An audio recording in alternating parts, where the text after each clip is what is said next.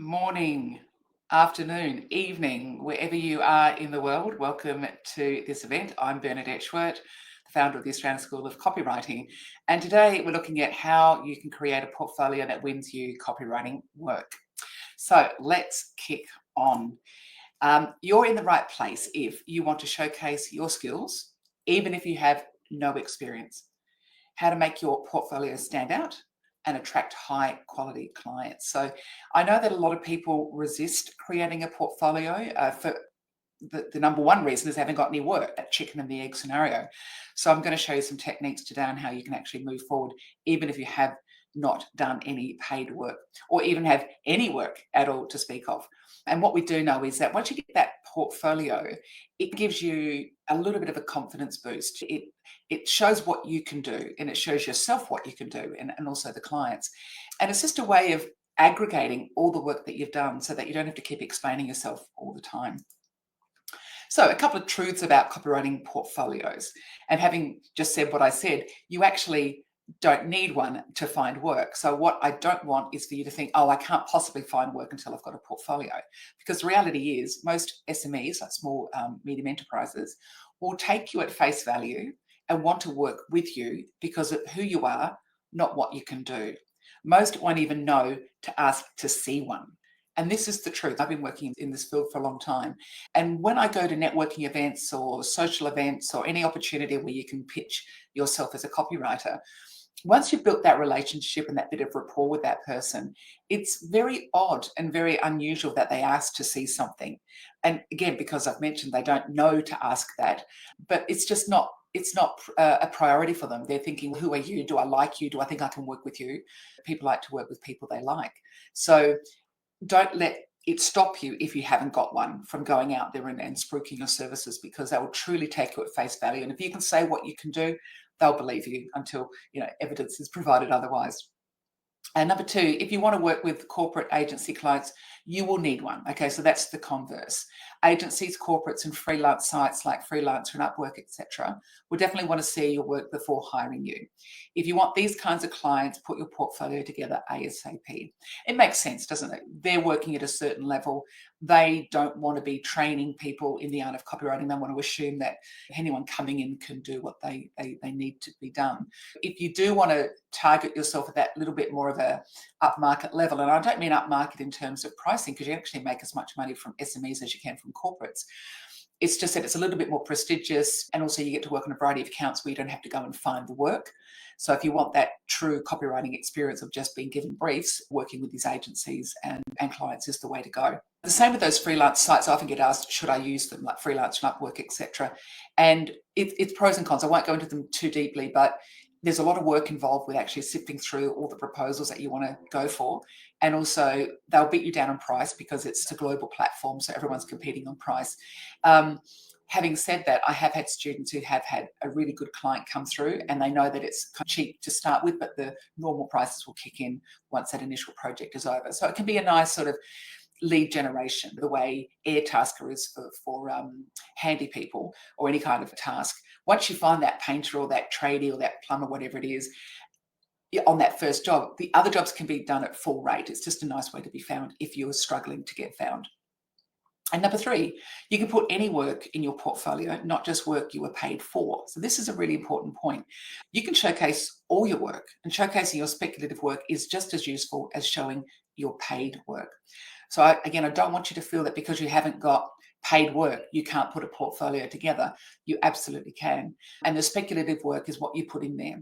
And the joy of that really is you get to put in there what you want to be known for and as. So if you want to work with parenting, you put in parenting examples. If you want to work in financial services, use financial service examples. So as a copywriter, you might not have those in your portfolio yet because you haven't done that kind of work. So why not just throw caution to the wind and say, this is the kind of work I want to do, and start creating speculative pieces around that so that you get known for that kind of work and they can see you in that context. I'd like to show you a couple of examples of portfolios, and you can choose the ones that resonate with you. And I just want to show you that there's no one particular way you need to do it. The first one is a colleague of mine, so I'll just keep his privacy there, but he's a copywriter, content designer, content strategist, had an amazing career, he's quite senior, so I wanted to show that to you. And as you can see, it's text-based. So he doesn't show his examples. He lets you go to his website, and that's where I've blanked out his website, his email, his phone number, etc. are all listed up there. But I just wanted to show you what he's done here. He's shown you like the company he worked for, that goes first, the time frame that he worked for them, and the thing and the actual occupation that he had with them. So that's the blue. And if you just scroll down a little bit over here, I just want to draw your attention to the words he's used in his description. So it's always managed, concepted, even though I didn't know that was a word, but I love it, produced, etc. Again, managed, increased, produced. So you can see verbs are really important at the beginning of those bullet points to demonstrate the activeness of what you've been able to produce. And over here, we've got Louis Lachente, one of my former students, who's a beautiful actor as well as a copywriter. And this is on his website, actually. This is his sort of homepage for the website. And I just love the way he's gone about presenting himself. Hey, I'm Lou, curious thinker, fearless tinker, responsible drinker. Right there, we've got the gist of Lou. And it's just punchy and lovely. I won't read the whole thing, but you can see this in your own time. But it's just a very nice introduction as to who he is. And then we move through. And look at that white space. I think he's used that quite brilliantly. You were never taught to judge a book by its cover, but you can't help it because you work in advertising. So you're just compelled to turn the page, right? So these are all separate pages on PDF. If you're expecting a conventional cover letter, sorry, right? Just brilliant copy. And then moving to the third panel, this is his actual CV. So it's a bit similar to the one you just looked at in terms of it's text-based. And then there's the final page as well. So there's a way in which you could present your work. And lastly, Gabby, one of my former students, and she created this portfolio some time ago when she was actually just getting started. And I think what she did so well was she made a lot out of not a lot of content. So I just want to demonstrate for you, because if you're at the stage where Gabby was at right at the beginning, this is a very nice way of going about it. She's got the about her there. And it's important, this section, because it really sums up your past as well. Because just because you haven't had 20 years experience as a copywriter, it doesn't mean you haven't done anything. You've done a bunch of stuff. So this is a chance in this section to synthesize the past and the future and help the clients understand why your past will be valuable to them as a copywriter in the future. So on this occasion, she's just plucked out a few particular pieces. This was her client, so she gives a little summary of the client and what she did for them, which I think is a really good idea. So the client can go, oh, I need a website. Oh, she did this one, so they can connect the dots. And this is all a screenshot from the work that she did. And then the next one, again, a little summary of the client. So she's got a nice sort of template coming through. People know where to look to understand what they're looking at. And this is all the work. And again, a little snapshot of who the company is, what she did. And this is her work there. And again, I like what she's done because she's showing all the different kinds of content. This one's an article. So she's demonstrating her versatility as a copywriter. And she's got testimonials. And I know testimonials sort of strike fear in the hearts of most people about asking for things. But, you know, what's the worst that can happen? You ask and they say no. You ask and they say yes. And I call it a minute on the hips. When you're eating and you shouldn't be eating something like a piece of cake or whatever. And there used to be a phrase, a minute on the lips, forever on the hips. And I sometimes still think about that when I eat my donut at 3 o'clock in the afternoon, just trying to get away from whatever I'm doing. But it's the same with testimonials. It's a minute of asking, not even that, 30 seconds, and do it by email if you want, if you really want to remove yourself from it.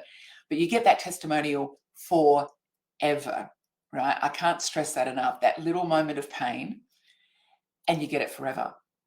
And just with my ghostwriting projects, all the video testimonials that I've had from clients, and it does take a little bit more effort to get a video testimonial, but I've gone to that level, and it's those are the things that people watch, and they are the things that people determine as to whether they're going to hire me or not, because it's such a long-term project and it's quite costly, so they want to get it right. But by the time these clients come to me for a discovery call, I don't have to do a lot because I've already looked at all my resources, my references, my testimonials, and they've come already as a hot lead. So it's the same with you. If you get really good testimonials, it will do the heavy lifting for you.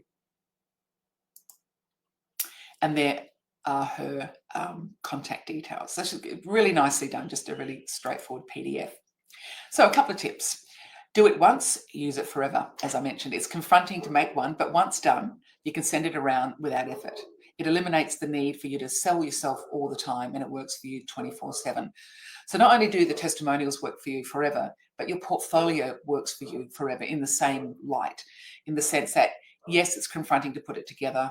It does take a bit of work, but once it's done, when people say, can you send me something, you just flick it off to them, and you don't have to say, I've done this and I've done that and I've worked with these people, etc. It just reduces the need for you to verbally keep promoting yourself, which I know is something a lot of copywriters don't like to do. Nobody does, but us sensitive souls don't like doing that at the best of times. Not to mention when I put it on your website, number 2 here, and create a PDF you can send via email. It's working for you all the time while you're asleep, while you're doing other things. People are looking at this while you're not even aware of it. So put it everywhere, your website, your LinkedIn, your Facebook, and also create a PDF of it. Prospects always ask, can you send me something? So send them the PDF. Now, the reason it's important to have that PDF as a flickable piece of content is because as nice as it is to have it on the website, people have to go and dig a little bit to go and find it. And then they click on it and they're maybe looking at an email from you and it's like, oh, now I've got to get off my email and go to the website. It's just these extra clicks that they don't really want to do. So don't make life difficult for them. Just give them that PDF. And also, often there's a team-based decision. So they say, hey, Paul, check her out. Hey, Paula, check her out. So they can flick it off to various people. And also they can refer you to other people as well, other contacts who might need you. And number 3, you don't need to put everything in. Okay, it doesn't need to be War and Peace. Just choose 5 to 7 pieces, as Gabby did. Clients won't read every word, so use snapshots of the work and showcase your variety, e.g. email, web, social content. So as Gabby did, she showed web, she showed blogs and articles and things like that. So you can, and also social content to demonstrate your versatility and variety. And like I said, you don't have to put everything in. You might just choose a few pieces for that particular client and then revamp the portfolio for somebody else. You can use your student work. Okay, so first up, use your assignment homework. If you've been one of my students, you know that you get assignments. Pick some copy that you've already written, turn it into a flyer. I'll show you an example in just a moment. Or rewrite a client's existing piece and show how you can do it better or different. So if you are going for a particular job and you've never worked in that industry or sector, why not choose something from that particular client's copy base or a competitor or someone in the industry and rewrite it and then show the 2 pieces side by side so that the client can actually see, wow, what an improvement this person has made. A little bit of a caveat there. If you're doing something for the existing client and you're making it better, you have to be sure that what you're doing is not showing up and criticizing what they've already created, because that could have been the person who actually wrote it that you're talking to. So just be mindful there. And number 2, use ChatGPT to help you. Write your copy, upload it to Chat or Canva. I'll show you in just a second, and let it create the design for you. And I'll demonstrate an example in just a moment using Chat and Canva in the actual Chat app itself. It's quite clever the way they've done it. And number 3, put it in your portfolio. So create speculative copy for the industries or sectors you want to work within, financial, wellness, parenting, whatever it is. Or create different portfolios for different industry sectors. Like you could have a portfolio for the financial sector, you might have one for wellness. So you can have separate things, just send it to different people at different times. You don't need to have this one thing working for you all the time. You can change it up a little bit. So I'm going to do a really quick demo on how to create an instant portfolio using Chat and Canva. This does presume you are using Chat. I hope you are. It's quite an amazing tool, as you've already realized. So there's your home screen with Chat. I use the paid version. And you can see down here, there's a little thing called Explore GPTs, and it's untapped gold. A lot of people don't know about this, but it's absolutely quite remarkable. And what they are, I won't go into it too deeply, but it's basically individuals or companies have said, you know what, this is a topic I know a lot about. I'm going to create my own custom GPT or chat bot for it. And so if I want to go straight into writing a piece of copy, you can go, for example, to Write For Me, and it's already trained on how to write copy. I'm going to go with this one, which is Canva, which is the existing company, but they've created a little bot that's hooked up to Chat. So quite cleverly done, because they knew that they were under threat because people weren't going to use Canva necessarily. They go straight to Chat and use that particular functionality.